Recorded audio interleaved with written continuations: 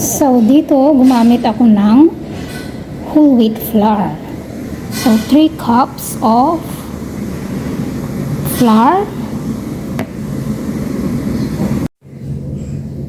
So, maglalagay ako ng asin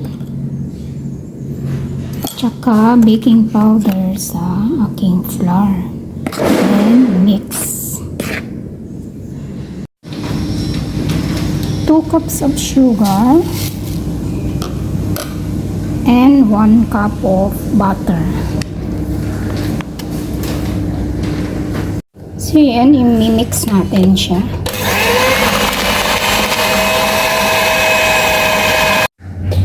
Maglalagay ako ng vanilla extract.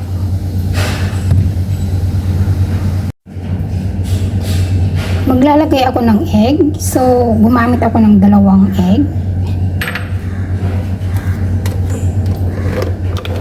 Tapos, i-mix natin ulit.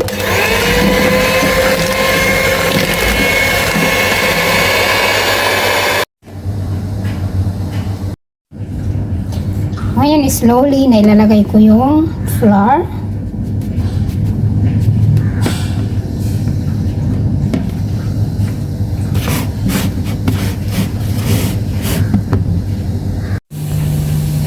So, ito na guys, yung aking cookie dough. Ngayon, maglalagay ako ng crushed walnut at saka dried fruit. Yung flour natin is wheat flour, kaya brown ang kulay. At saka gumamit ako ng brown sugar. Depende guys sa inyo kung gusto nyo gumamit ng brown or white sugar. At saka pwede rin kayong gumamit ng chocolate chip cookie instead na dried fruit.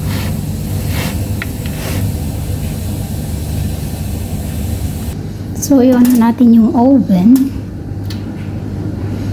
Yan.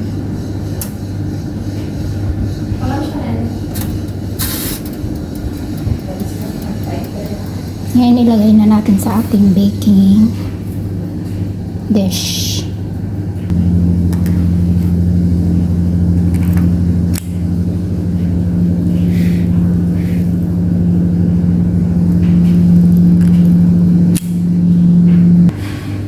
So, yan na guys, ilagay ko na sa oven.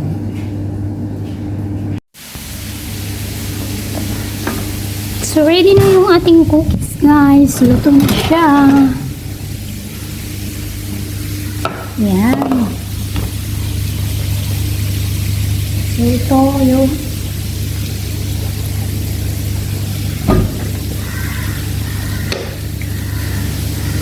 palamig natin. So, soft siya, guys. So, masarap. Yan. Tingnan mo. So, thank you for watching.